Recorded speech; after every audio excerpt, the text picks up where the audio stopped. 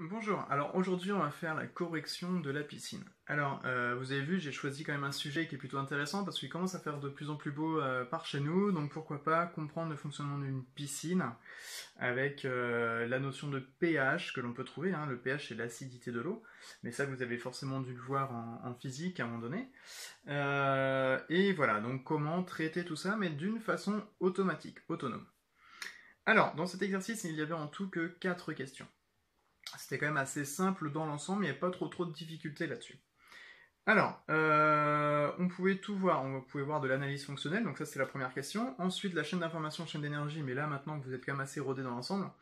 Et enfin, une partie schéma bêta-corne et aussi une petite partie algorithme pour un pseudo-programme que l'on pourrait faire concernant cette analyse de l'eau dans une piscine. Alors, la première question, il fallait compléter donc le schéma, le diagramme fonctionnel de la piscine.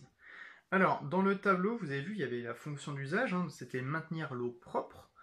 Pour maintenir l'eau propre, donc cette fonction d'usage, on va avoir plusieurs fonctions techniques. Et pour chaque fonction technique, on va trouver principalement une solution technique. D'accord? Donc ça, c'est l'analyse fonctionnelle. Dans un diagramme fonctionnel, on travaille toujours comme ça. Dans un premier temps, on va faire la fonction d'usage. Donc là, ça va être de maintenir l'eau propre. La fonction technique, enfin les fonctions techniques pour maintenir l'eau propre, pour la fonction d'usage, pour répondre à la fonction d'usage. Et derrière, on va mettre les solutions techniques pour pouvoir répondre aux fonctions techniques qui vont répondre aux fonctions d'usage. Voilà. Bon, c'est quand même facile à comprendre dans l'ensemble. Donc, première fonction technique, c'était aspirer l'eau. Qu'est-ce qui va permettre d'aspirer l'eau? La réponse était déjà donnée, c'était la pompe qui va aspirer l'eau. Ensuite, qu'est-ce qui va nettoyer l'eau? Donc, ça va être le filtre. Le filtre, lui, c'est comme un filtre à café, ça va laisser passer le liquide et garder les impuretés, les parties solides que l'on peut trouver dans l'eau d'une piscine. Ensuite, qu'est-ce qui va transporter l'eau au fur et à mesure dans les pompes et ainsi de suite? Ça va être le circuit de refoulement. Clairement, ça va être des tuyaux d'eau.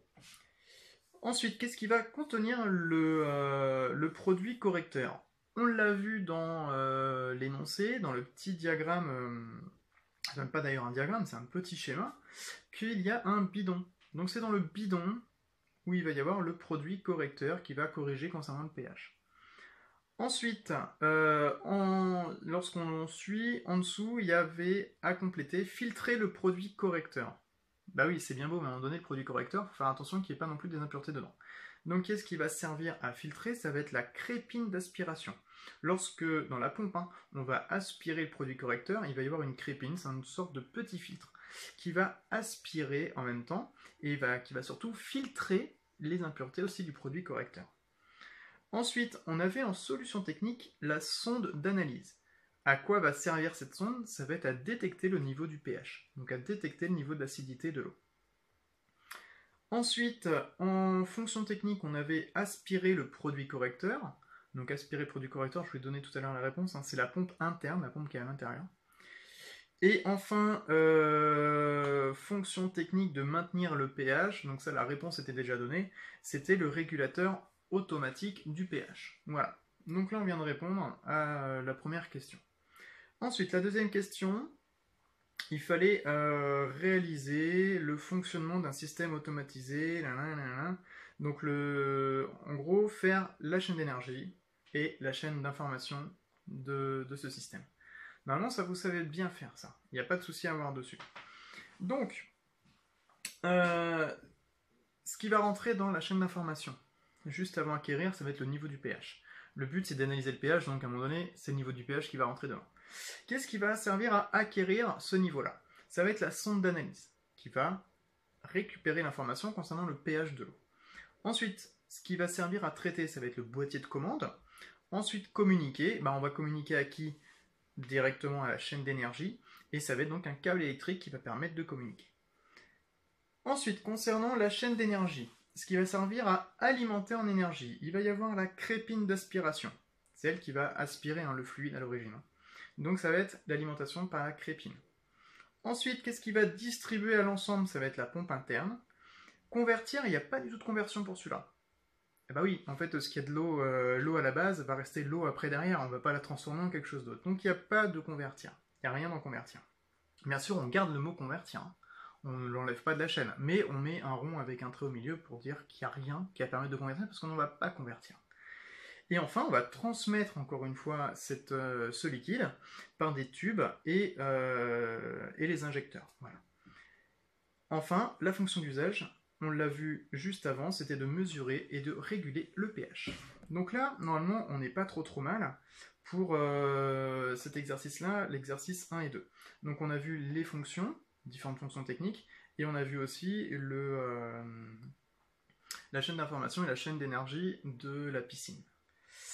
Ensuite, alors, question numéro 3. Il fallait compléter l'algorithme donné en annexe pour que le pH de la piscine soit toujours compris entre 7,2 et 7,8. Avant, c'est trop acide, et au-dessus, ça sera trop basique. Ok? Alors, 7,2, c'est la limite, pas au-delà, pas en dessous de 7,2 et pas au-dessus de 7,8.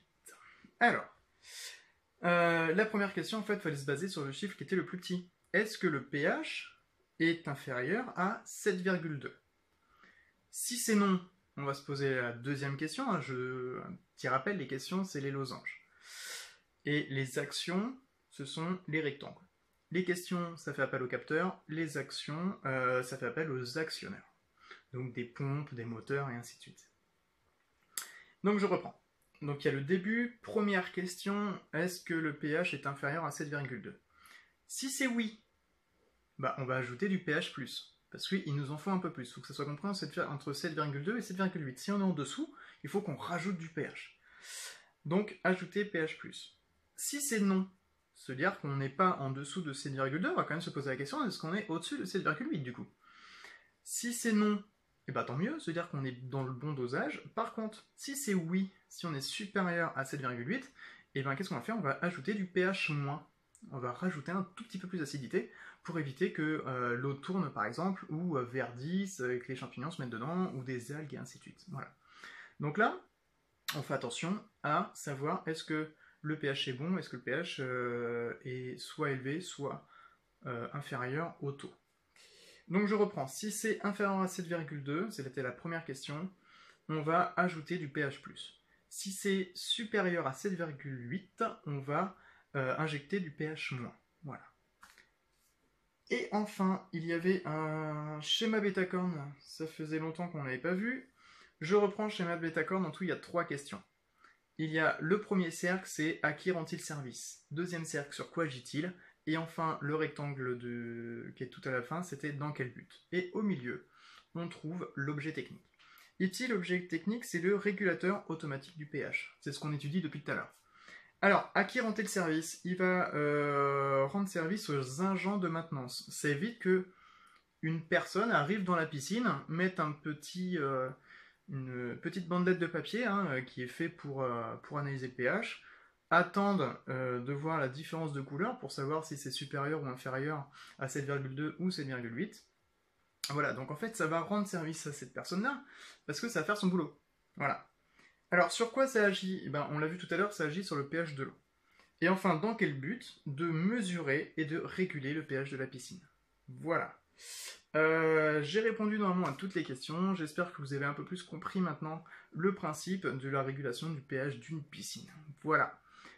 Donc je vous dis à une prochaine, et au plaisir de vous revoir.